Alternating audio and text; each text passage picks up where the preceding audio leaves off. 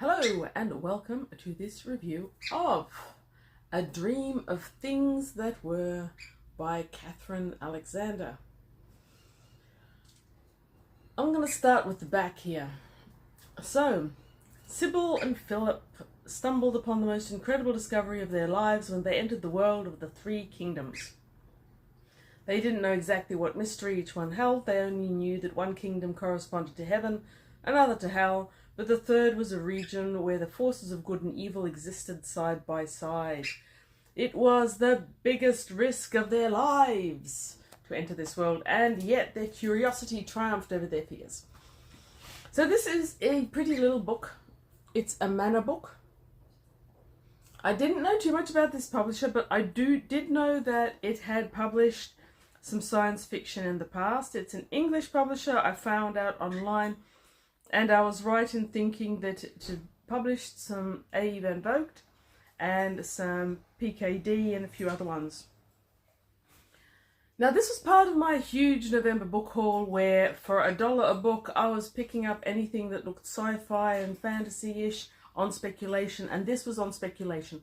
I hadn't heard of the author, I hadn't heard of the book, and based on the back of it, I don't think I even read the introduction. And the cover, I bought this. Now, I don't know how well this camera's going to zoom in on the cover, but you've got that lightning bolts type blue thing with outlined in orange.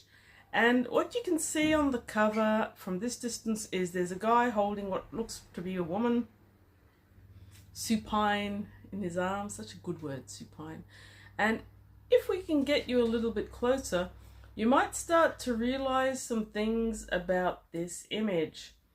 So the guy up until just under his ribcage is pretty normal for a naked white guy, but his ribs are actually exposed and so is his skull. It's like he's missing skin from the six-pack up. The woman draped across his arms looks like your standard woman.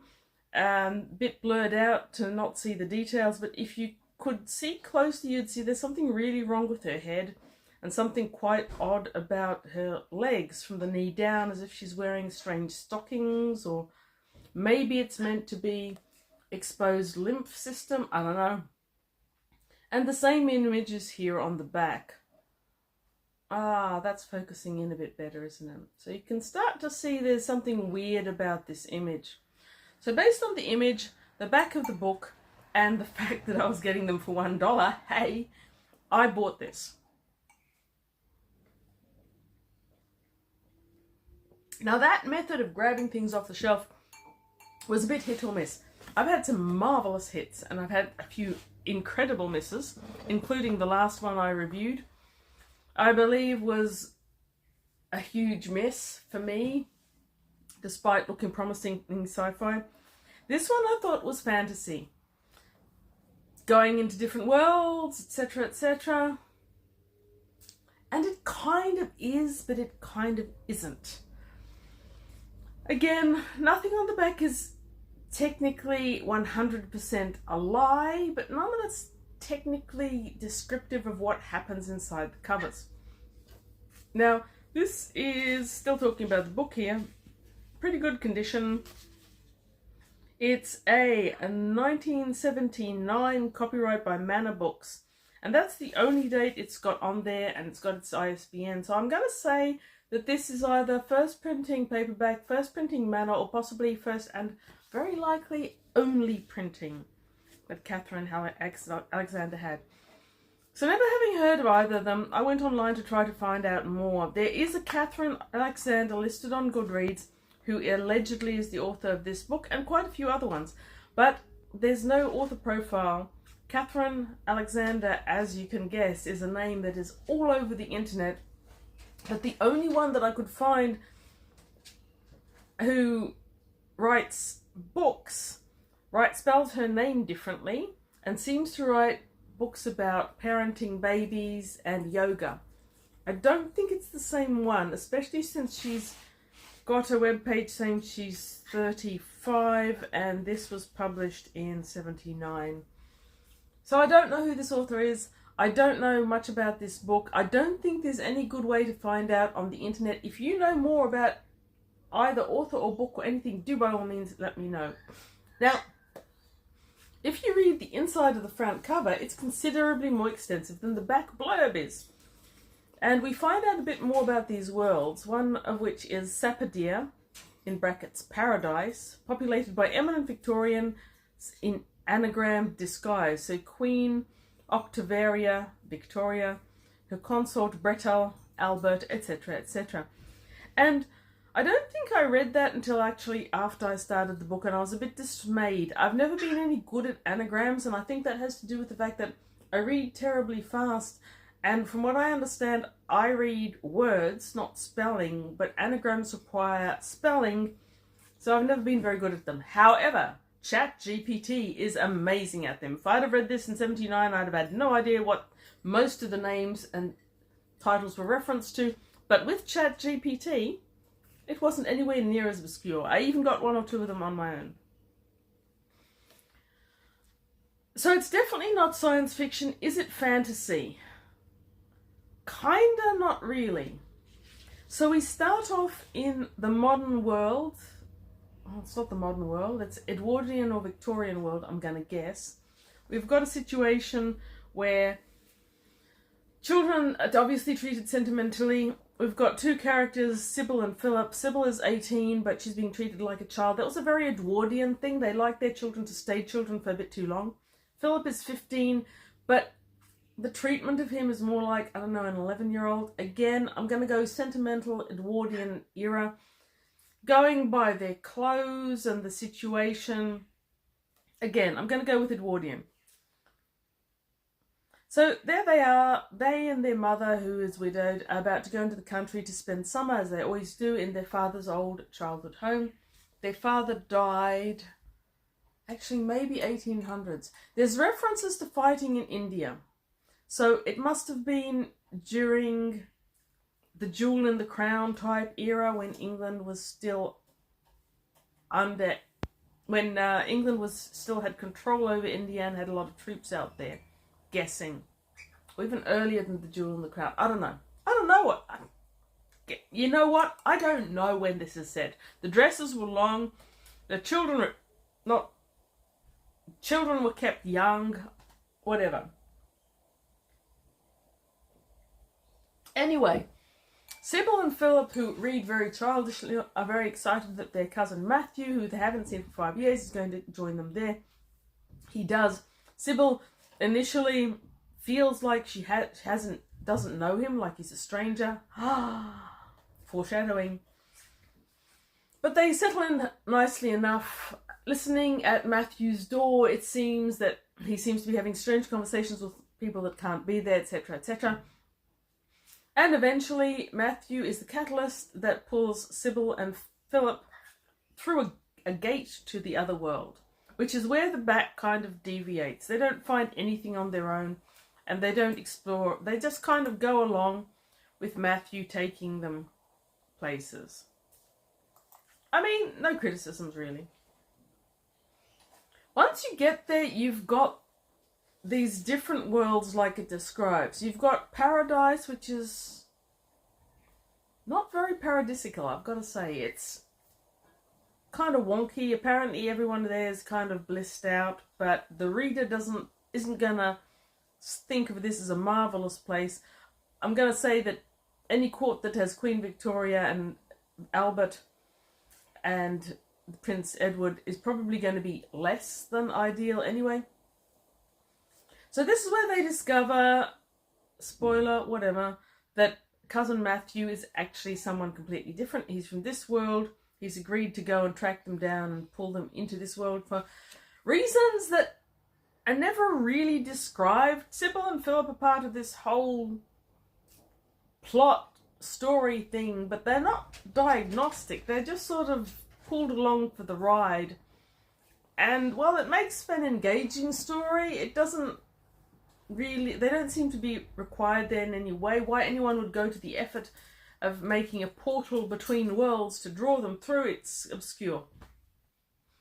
Anyway, in Sapodea, Sapidea paradise, all is not well because Princess, not Elizabeth, Princess anagram of Elizabeth, whatever it is, Thessalia,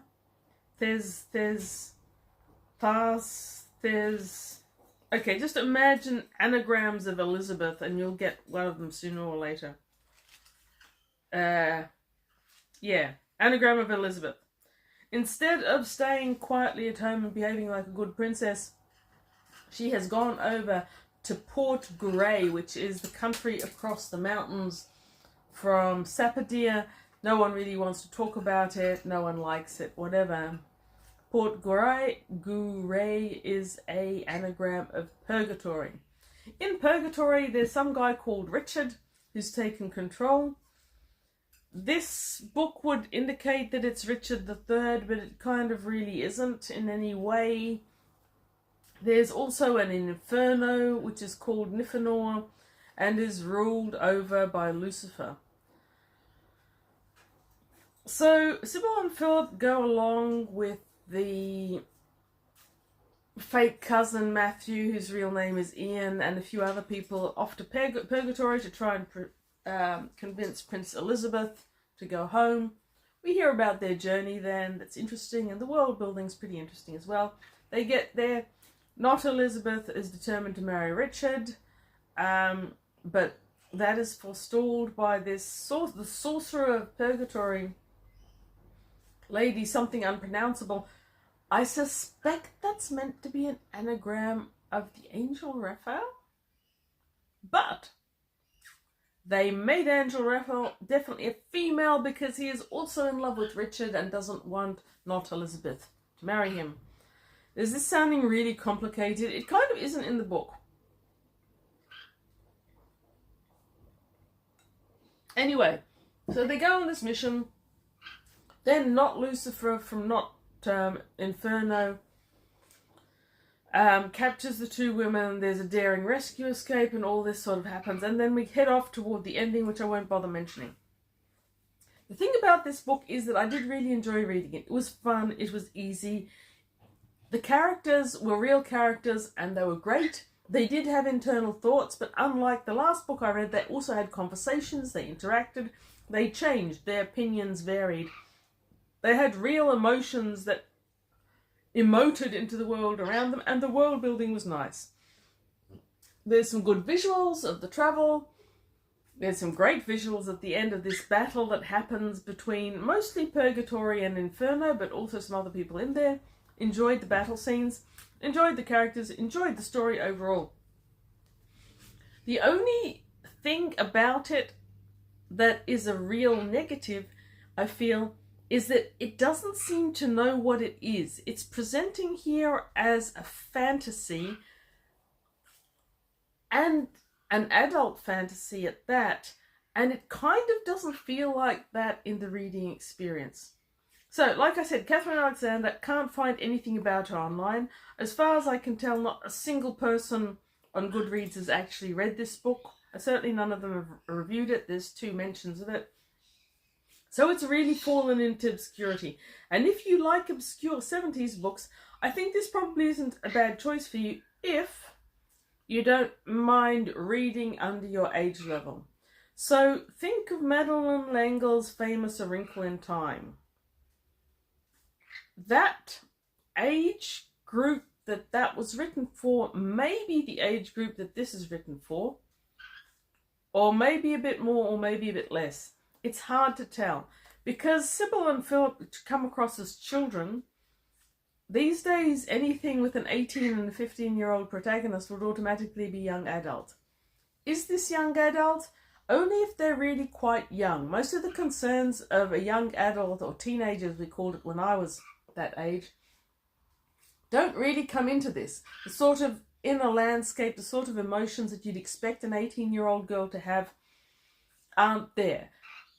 Sybil herself doesn't think of herself as an adult. She thinks of herself as being in the last year of childhood. So it's very hard to place. Also, the language is simplistic. It's nicely written. I like the way it's written and I enjoyed it. But it is simplistic and often basic, and it's got lots of little rhymes in it. Lots of rhymes and poetry. You have to be okay with that. You can live without getting too far into the poetry, but it's a part of it. So that's the only real negative to this book. It doesn't seem to know what age group it is aiming at. It doesn't seem to know what age group it is. The writing, while very nice indeed, has a basicness to it that even A Wrinkle in Time often feels like it's more sophisticated in terms of concepts and underlying motifs. The symbology is fairly heavy, but not as heavy as you'd expect from something that is so obviously borrowing off Judeo-Christian motifs. This feels, in a way, as if this was a childhood game of the author and maybe siblings to anagram everything and then make up playlands in which play adventures happened. That's kind of what this feels like. And it makes a good book in the same way that a lot of role-playing games have spawned some amazing fantasy fiction. But again, it doesn't feel particularly religious. The symbology in it isn't obnoxious, but it doesn't seem like the main focus either. It just seems as if that symbology has been borrowed to provide framework for this story, if that makes any sense at all. I'm not sure. Maybe it does. Anyhow, A Dream of Things That Were by Katherine Alexander. I quite enjoyed it. I might well reread this one of these days. It's going to take me a couple of years to forget it enough to reread it. And I'm not hating it, and I do kind of recommend it. If you've heard of her, the author, if you've heard of the book, let me know because I'm curious. Otherwise, thank you very much for watching. Much appreciated. There's a like button down there somewhere that YouTube tells me is a great thing to press. And you don't have to, but you can. And go away and read good books. And then, for added bonus, review them on YouTube so that I can read your reviews of good books. And thank you very much for watching. And have a great day.